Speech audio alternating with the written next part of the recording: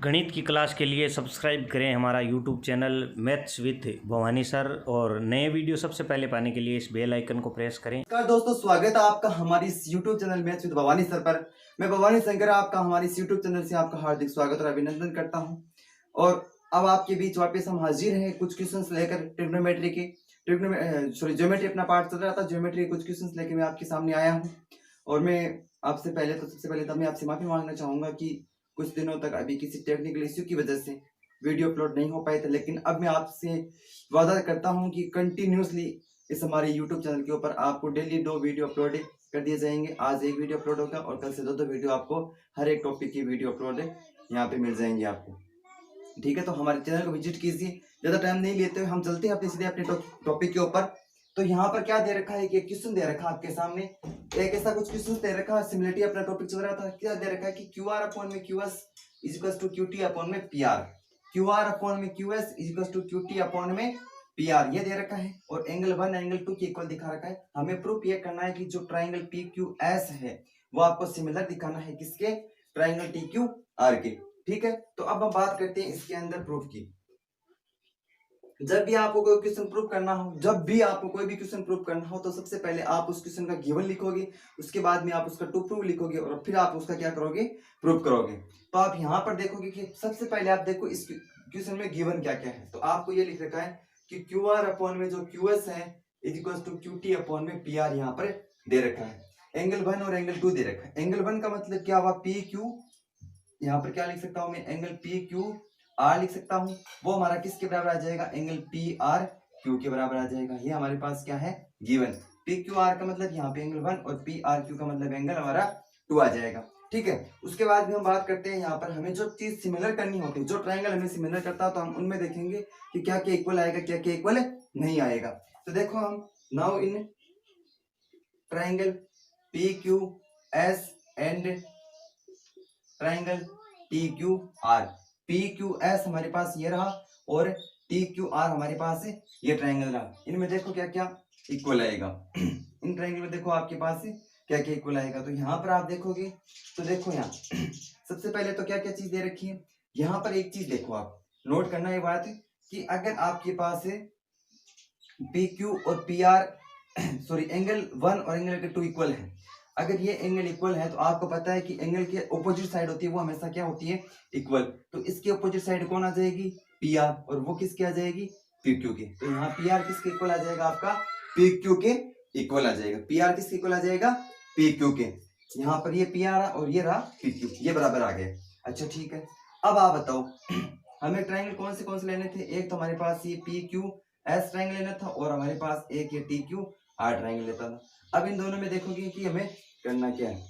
अब आप यहाँ पे देखोगे ट्राइंगल पी क्यू एस आपके पास ये रहा और टी क्यू आर ट्राइंगल आपके पास ये रहा। इन दोनों में हम इक्वल दिखाएंगे। देखो पहली चीज तो यहाँ पर क्यू आर अपॉन में क्यू एस, तो क्यू आर ये रहा और क्यू एस ये रहा, ये चीज लिख देंगे। और क्यू टी अपॉन में P R, Q T upon में पी आर। अब देखो पी आर हमें जरूरत नहीं है। पी आर क्यों जरूरत नहीं है, क्योंकि पी आर कौन सा ट्राइंगल में आ रहा है, पी क्यू आर में आ रहा है, जबकि हमें लेना है पी क्यू एस। इसका मतलब क्या हुआ कि हम इस साइड को नहीं ले सकते। अब हमें क्या दे रखा है, हम यहां से कुछ देखेंगे। पी आर बराबर क्या दे रखा है, पी क्यू। मान लेते हैं इसको इक्वेशन फर्स्ट, ये कहां से, ये यहां से आई। इसका मतलब क्या हुआ, जहां पर पी आर लिखा हुआ मैं पी क्यू लिख सकता हूं। तो हम यहां से क्या लिखेंगे कि क्यू आर अपॉन में Q S is equal to Q T upon में पी क्यू। क्यू टी ये रहा और पी क्यू, यह चीज आ गई। इसके बाद में आप बताओ क्या बताओगे, या आप इस पी क्यू को आप ये भी लिख सकते हो क्यू टी अपॉन में क्यू पी। अब आप एक चीज ये देखो, पी क्यू आर और पी क्यू एस दोनों ट्रायंगल में कोण, जो एंगल आपके पास क्यू है, एंगल क्यू है वो क्या आ रहा है, इक्वल। तो आप यहां से लिख सकते हो angle Q is equal to angle Q. उसके बाद में आप एक चीज देखो, एक तो आपके पास इस जो पी क्यू एस ट्रायंगल इसमें क्या दे रखा है, एंगल पी क्यू एस। तो आप यहां से लिख सकते हो एंगल पी क्यू एस, वो आपका बराबर किसके आ जाएगा, एंगल पी आर क्यू के। किसके बराबर आ जाएगा, एंगल पी आर क्यू के। ये क्यों बराबर आ जाएगा, ये हमारे पास क्या था, गिवन। ये हमारे पास क्या था, गिवन। अब देखो इसमें कौन सी सिमिलरिटी लग जाएगी आपके पास, एक तो क्या थी साइड, एक तो क्या है एक साइड का रेशियो आ गया और दो एंगल है। तो मैंने आपको बताया था, एक तो ए सिमिलरिटी बताई थी, उसके बाद क्या बताया था आपके पास, ए एस ए बताया था, एस एस एस बताया था और एस ए एस बताया था। अब यहाँ पर देखो एक तो साइड और दो एंगल, तो आप यहाँ से क्या लिख दोगे भाई A S A similarity, A S similarity से ट्रायंगल आपके पास क्या हो जाएंगे पी क्यू एस सिमिलर आ जाएगा ट्रायंगल टी क्यू आर के, और आपका ये क्या हो जाएगा हेंस भी प्रूव्ड हो जाएगा। बात आई समझ में? इस प्रकार से आपको क्वेश्चन को क्या करना है प्रूव करना है। चलते हैं नेक्स्ट क्वेश्चन के ऊपर। पी क्यू सिमिलर आएगा ट्रायंगल आर टी एस। बात सारी समझ गए होंगे। क्या समझे कि एस और जो टी पॉइंट है वो पी आर और क्यू आर के ऊपर दे रखे हैं, किसके ट्रायंगल पी क्यू आर के, जिसमें एंगल जो पी है वो एंगल आर टी एस के बराबर है। हमें आर पी क्यू ट्रायंगल है वो आर टी एस के सिमिलर क्या करना है प्रूव करना है। ठीक है, इतनी सी बात आपको समझ में। अब हम इस क्वेश्चन को सोल्व करने से पहले, इसको प्रूव करने से पहले हम क्या करेंगे, पहले इसका डायग्राम बनाएंगे। भाई ज्योमेट्री में जब तक हमारे पास डायग्राम नहीं है तब तक हम उसमें कुछ बता सकते हैं। डायग्राम बनना बहुत जरूरी है। ज्योमेट्री में जब भी बात करोगे तो पहले डायग्राम बनाओ। कोई भी क्वेश्चन हो आपके पास डायग्राम बनाओगे, उससे आप क्वेश्चन को अच्छे से कर सकते हैं।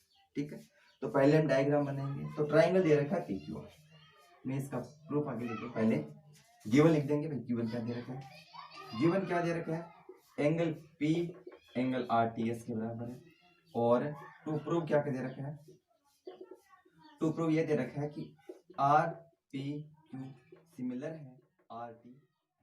अब आप देखो यहाँ पर एस और टी पॉइंट है ना, जैसे पी आर है, पी आर तो आपके पास ये रहा तो इस पे तो आ जाएगा पॉइंट एस, और क्यू आर आपका ये रहा तो इस पे आ जाएगा टी पॉइंट। एस और टी पॉइंट दोनों आ गए पी आर और क्यू आर के ऊपर। ठीक है, फिर देखो क्या दे रखा है कि एंगल पी है वो एंगल आर टी एस के बराबर है। आर टी एस यानी आर टी एस ये बनेगा, ये नहीं चाहिए, तो हमें क्या करना पड़ेगा, इसको ज्वाइन करना पड़ेगा। ये लाइन एकदम सीधी आएगी, यहाँ देखो सीधी बनी, ये लो। ठीक है, ये आ गया आपका, और ये एंगल पी आ गया।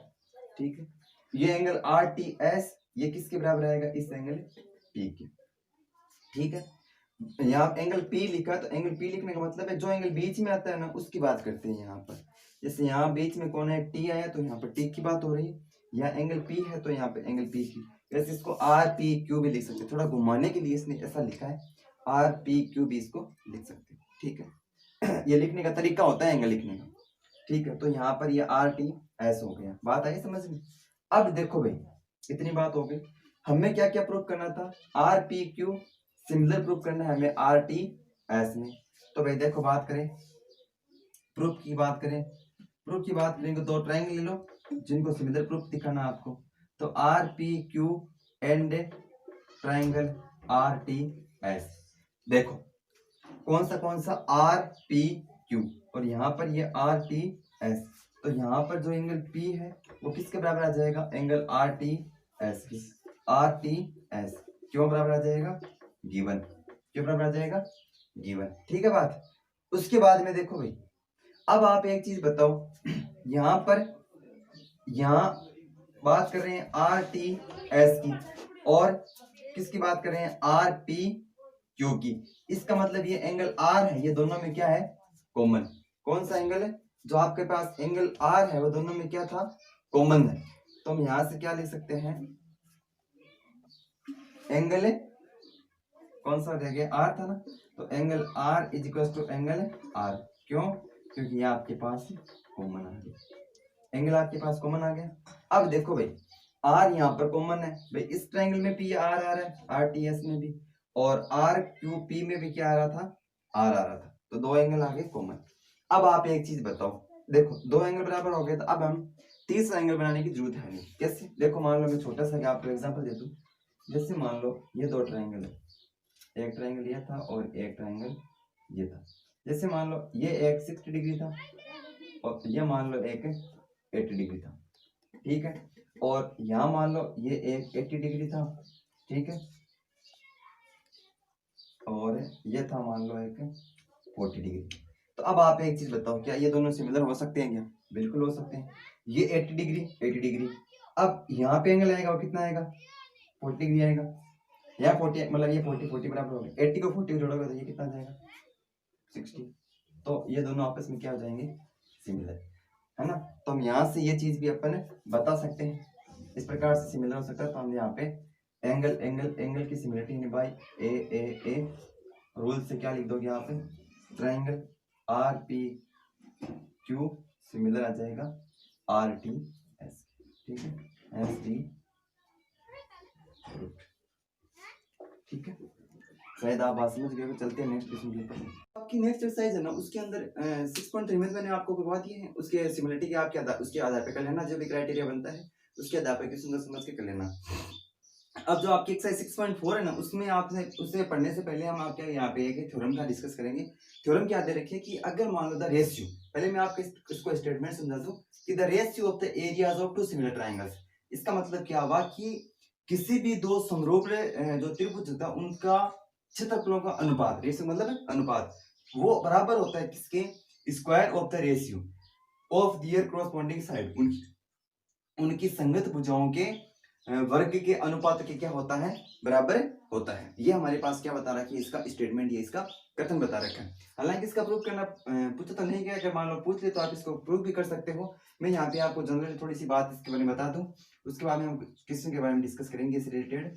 देखो यहाँ पर क्या दे रखा है, जैसे मान लो ये आपके पास ट्रायंगल क्या था, एबीसी, और वो अगर मान लो सिमिलर है किसी भी ट्रायंगल, जैसे मान लेते हैं हम यहाँ पर ट्रायंगल मान लिया मैंने पी क्यू आर की, ये यहाँ पर क्या होगा, सिमिलर है। अगर मान लो ये ABC triangle P Q R क्या है, सिमिलर है, तो आप इससे क्या निकालेंगे, इससे ये निकाल सकते हैं कि जो एरिया आएगा किसका, एबीसी और पी क्यू आर का, वो किसके बराबर आएगा, वो आएगा आपका एबी अपॉन में पी क्यू का वर्ग के बराबर, और बीसी अपॉन में क्यू आर का वर्ग के बराबर, और एस सी अपॉन में पी आर के वर्ग के बराबर आएगा, ठीक है। ये हमारे पास क्या आएगा, यहाँ से इक्वल आएगा। ये आपको स्टेटमेंट इतना याद रखना है, ये स्टेटमेंट आपके काम में आएगा, ठीक है। अगर मान लो इसकी प्रूफ की जरूरत पड़ेगी तो मैं आपको नेक्स्ट वीडियो में इसका प्रूफ भी बता दूंगा, ठीक है। आप खुद प्रूफ भी इसका कर सकते हो, लेकिन आपको फिलहाल ये स्टेटमेंट और ये चीज आपको यहाँ से ध्यान में रखनी। अब इस रिलेटेड हम कुछ क्वेश्चन करते हैं, ठीक है। जैसे मान लो आपकी एक्सरसाइज का ये क्वेश्चन यहाँ पे दे रखा है, यहाँ पर एक क्वेश्चन आपके पास 6.4 का आपके पास फर्स्ट क्वेश्चन दे रखा है कि आपके पास एक दे रखा है ट्रायंगल एबीसी और सिमिलर दे रखा है दूसरे ट्रायंगल डीईएफ के, और यहाँ पर क्या दे रखा है, इनका जो एरिया दे रखा है, उनके एरिया एक तो 64 सेंटीमीटर दे रखा है और एक 121 सेंटीमीटर स्क्वायर दे रखा है, और जो आपके पास ईएफ दे रखा है वो 15.4 दे रखी है। आपको बीसी यहाँ से क्या करना है, फाइंड आउट करना है। एकदम इजी सा क्वेश्चन है, और अभी तो मैंने थ्योरम कराई उससे रिलेटेड ये क्वेश्चन है। यहाँ पर देखो, जैसे मान लिया हमने ये एबीसी है और एक ट्रायंगल और मान लिया, वो ट्रायंगल हमारे पास क्या है, डी ई एफ। अब ये दोनों ट्रायंगल क्या सिमिलर है। अब आप अभी यहाँ से थ्योरम से बता दो कि अगर ट्रायंगल सिमिलर है तो उनके एरिया की बात करें तो उनके जो एरिया का रेशियो आएगा वो किसके बराबर आएगा, उसकी कॉरस्पॉन्डिंग साइड के रेशियो के कॉरस्पॉन्डिंग साइड होगी उनके स्क्वायर के रेशियो के इक्वल आएगा, ठीक है। तो आप मान लेंगे कि ये जो साइड है वो इस साइड की कॉरस्पॉन्डिंग साइड ये हो गई, इस साइड की कॉरस्पॉन्डिंग साइड ये हो गई, और इस साइड की कॉरस्पॉन्डिंग साइड ये हो गई। हमें यहाँ पर किसकी बात कर रही है, हमें जो जिस साइड की बात करनी है हमें उसी साइड के बारे में बात करनी है यहाँ पर। तो हमें बीसी की यहाँ पे फाइंड आउट करना है, तो हम बीसी की बात करेंगे, और यहाँ पर ईएफ, तो बीसी और ईएफ यहाँ पे कॉरस्पॉन्डिंग होगी। तो यहाँ से हम क्या लिख सकते हैं कि जो आपके पास एरिया एबीसी आएगा अपॉन में एरिया डीईएफ होगा, वो किसके बराबर आएगा, वो आपका बीसी अपॉन में ईएफ के वर्ग के बराबर आएगा। अब इनका एरिया कितना कितना दे रखा है, 64 अपॉन में 121 इज इक्वल्स टू बीसी हमारे पास है नहीं, तो बीसी का स्क्वायर लिख देंगे, और सॉरी बीसी अपॉन में ईएफ हमारे पास कितना है 15.4। अब यहाँ से कर देंगे हम स्क्वायर। अब देखो भाई, यहाँ पर है स्क्वायर और यहाँ पर 64 अपॉन में 121, हमें किसकी वैल्यू फाइंड आउट करनी थी, बीसी की।